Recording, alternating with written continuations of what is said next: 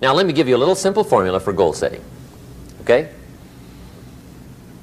We take 2.5 hours on the weekend for the whole 10-year plan. We don't have time for that tonight. But let me get you started with a little simple formula Mr. Shoaff gave me.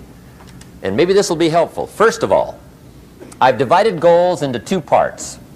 First is long range. Long range goals. That's your dreams. Your dreams for the next 3, 5, 10, 20, 30, 40 years. Actually, the rest of your life. Your dreams. You've got to keep dreaming.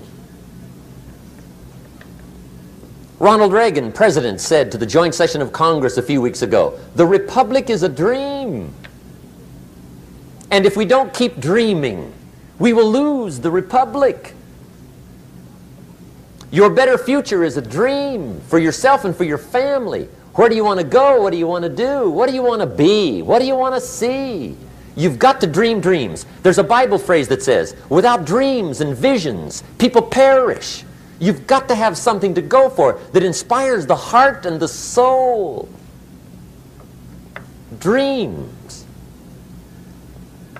From the children of Sanchez, it says, take the crumbs from starving soldiers, they won't die. Take the bread from hungry children, they won't cry. But without dreams, we all will die. You've got to dream. Don't lose your dreams for yourself, for your future, for your family. The dreams of love and enterprise and travel and doing things, becoming something unique on your journey here. Don't lose your dreams. Do some dreaming. That's long-range goals. You've got to have those. So that's number one. Here's the second part of goals, short range. Short-range goals. That's your goals for tomorrow, this week, this month, this year, the immediate future. We call these confidence builders. Because if you set up something short-range, go for it, get it, latch onto it, work hard, accomplish it. That starts building your strong feelings to go for your dreams. Now, I've divided goals into 3 categories. Here they are. Number 1 is economic. That's your goals for money, income, business, profits, production. Economics. Make sure you've got your economics well planned. Economics plays a major role in everybody's life. Economics is major, which means it ought to be meticulously well planned for tomorrow, this week, this month, this year, long range. What if you asked somebody tomorrow if you could see their meticulously well-planned list of economic goals? What would they probably say? They say, you some kind of a nut? You must be weird. Hey, I found out what success is. Success is doing what the failures won't do. Make sure you've got your economics well planned. It'll put you in the top 5%. One of the key little subjects we talk about on the weekend is the 7 fundamentals for wealth and happiness. And that's one of them, well-planned economics. It's a fundamental if you want to do well. Join the top 5%. Anybody in this room can join the top 5%, if you will. Okay. Now here's the second category of goals, things. Make a list of the things you want. And on my list of things, now I put everything. Little things as well as major things. Doesn't matter how small it is, it goes on my list. I used to just put major things, cars, homes. I don't do that anymore. I now load my list with everything. Everything. And the reason is, part of the fun of having a list is checking it off. That's it. Boy, at the end of the day, if you can go, got it, got it, got it, got it, got it, got it, whatever it is, right? You get into the habit. So load up your list, the things you want. Now, when you check off something major, celebrate. That's an important point to make. Celebrate your achievements. Live it up. Have a party when you reach something you've worked for a while. See, we all grow from 2 experiences. One is called the pain of losing. The other one is called the joy of winning. We need both of them. Amplify them as much as you can, which also means make losing painful. If you set up something, fooled around, didn't get it, put it on yourself.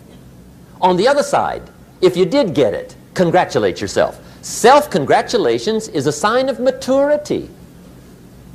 Seeking congratulations is a sign of immaturity. But hey, winning and losing, see, that's what it's all about. That's the name of the game. Now, some people lead such mediocre lives, at the end of the day, they don't know whether they're winning or losing. They got no clue. Guy's just going through the day with his fingers crossed. There's a better way. Okay, here's the third category of goals: personal development. Put those goals together. Personal development goals. That's your goals to be stronger, more decisive, be a speaker, be a leader, learn a language, all kinds of skills. Okay? The whole weekend seminar was designed to improve all your skills so that you walk away more skillful. And that's what you want, the personal development skills. That's what attracts, that's what brings good things to your life, the person you become more skillful. Now, this is quite a package to work on. Economics, things, personal development. For tomorrow, this week, this month, this year, long range. Okay? That'll get you started. Now, here's the simple formula for setting goals. It goes like this. A, work on your goals. That's step one. Work on them. And I've put the word work there deliberately. Setting goals is plain hard work. I don't want to kid you. We haven't come here tonight to kid each other. It's work. I know it's work. That's why a lot of people just let it slide. It's work. Many people work hard on their job, but they don't work hard on their future. They just let that slide. And the work involved is making plans. I know most people don't. I understand that. But don't let that be you. Guy says, well, yeah, you work where I work, but the time you struggle home, it's late.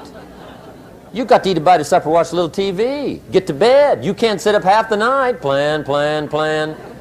And the guy's behind. Good worker, hard worker, sincere. But you've got to be better than sincere, working hard. You've got to be better than a good worker. You've got to be a good planner. Somebody once wisely said, the people who fail to plan are planning to fail. Well said. So work on your goals. Here's step two. Write your goals down. That's so important. I teach my staff around the world, put your goals in your journal.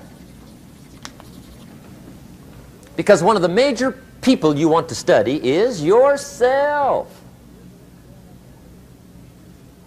Say, here's the list of goals I put together 3 weeks ago. Here's the list of goals I put together 2 years ago. Here's some of the changes I made, rearrangement of my priorities. I scratched these off, I put these on, I've gotten these. Study your accomplishments, study what your desires are. Put them on paper, write them down. Here's another reason for writing your goals down. It shows you're serious about doing better. And to do better, you gotta get serious. You don't have to be grim, but you must be serious. Everybody hopes things will get better.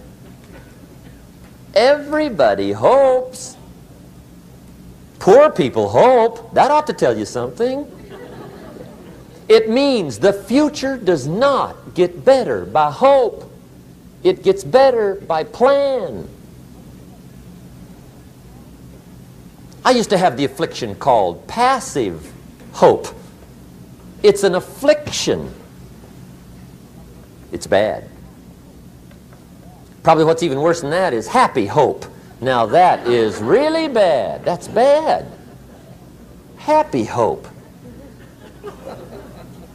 The guy's 50 and he's broke and he's still smiling. See, that's not good.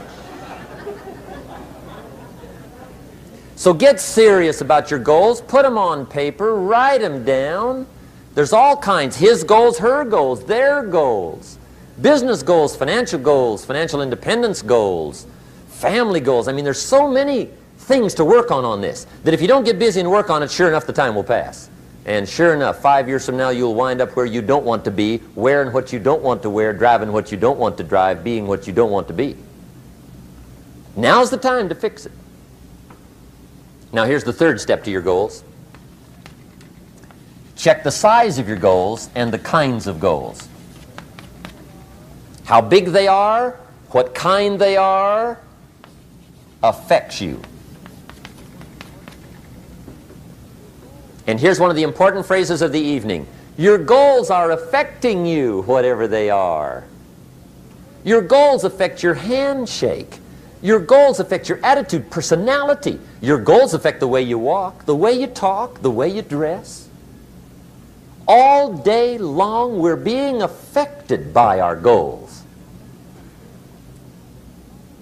Now, some people have goals, but they have such lousy goals. The effect is bad. I asked a guy one time, what are your goals for this month? The guy said, look, if I could just scrape up enough money to pay these lousy bills. That was his goal. I'm not saying it isn't a goal. It's a goal, but it's such a lousy goal, the effect is bad. You don't jump out of bed on Monday morning and say, oh boy, another chance to go out and scrape up the money to pay my lousy bills. See, you don't do that. Usually you say, oh, not another Monday.